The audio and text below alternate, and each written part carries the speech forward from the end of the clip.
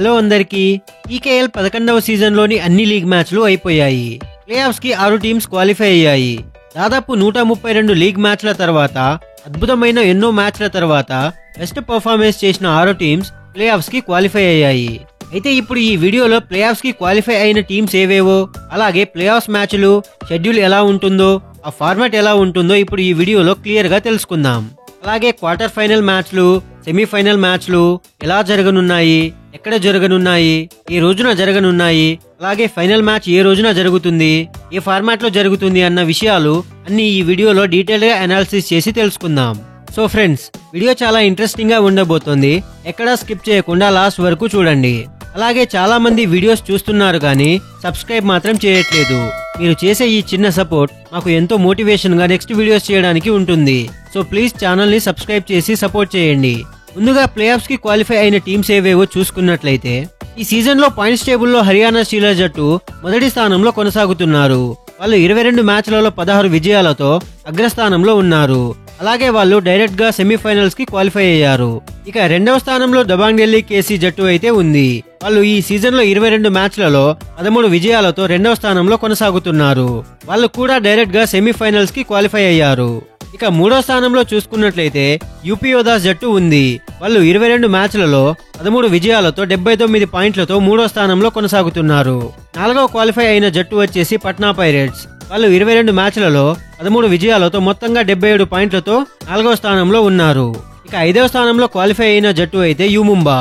వాళ్ళు 22 మ్యాచ్లలో 12 విజయాలతో 71 పాయింట్లతో 5వ స్థానంలో ఉన్నారు. ఇక లాస్ట్ గా వచ్చేసి జైపూర్ పింక్ ప్యాంథర్స్. వాళ్ళు 22 మ్యాచ్లలో మొత్తంగా 70 పాయింట్లతో 6వ స్థానంలో క్వాలిఫై అయ్యారు.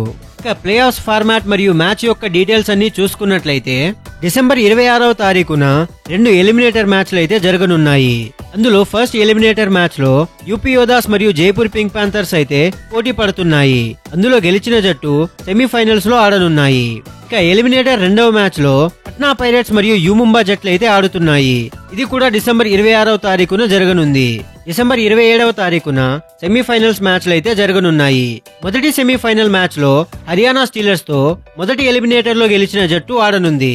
అందులో గెలిచిన జట్టు నేరుగా ఫైనల్స్ కు చేరుకుంటుంది. ఇక రెండవ సెమీఫైనల్స్ మ్యాచ్ కూడా డిసెంబర్ 27వ తారీఖున రాత్రి 9 గంటలకు జరగనుంది. ఎలిమినేటర్ రెండవ మ్యాచ్ లో గెలిచిన జట్టు దబాంగ్ ఢిల్లీ కేసీ జట్టుతో ఆడనుంది. ఈ మ్యాచ్ లో గెలిచిన జట్టు నేరుగా సెమీఫైనల్ 1 లో గెలిచిన జట్టుతో ఫైనల్ ఆడనుంది. ఫైనల్ మ్యాచ్ వివరాలను చూసుకున్నట్లయితే, ఫైనల్ వచ్చేసి డిసెంబర్ 29వ తారీఖున రాత్రి 8 గంటలకు జరగనుంది. ఈ మ్యాచ్ తో ప్రో కబడ్డీ లీగ్ 11వ సీజన్ ముగుస్తుంది. ఈ అద్భుతమైన సీజన్ లో ఎన్నో అద్భుతమైన మ్యాచ్లు జరిగాయి. క్లోజ్ మ్యాచెస్, డామినేషన్ మ్యాచెస్ అన్ని చాలా బాగా జరిగాయి. దాదాపు 12 జట్లు ఈ కప్ కోసం పోటీ పడ్డాయి.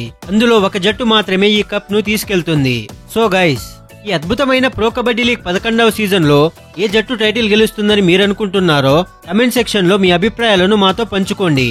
అలాగే ఏ 2 జట్లు ఫైనల్స్ కు వెళతాయో వేచి చూడాలి. మీకు కనుక ఈ వీడియో నచ్చినట్లయితే లైక్ చేయండి. ప్రో కబడ్డీ లీగ్ అప్డేట్స్ కోసం, కబడ్డీ మ్యాచ్ల కోసం మన ఛానల్ ను సబ్స్క్రైబ్ చేసుకోండి. Thank you for watching.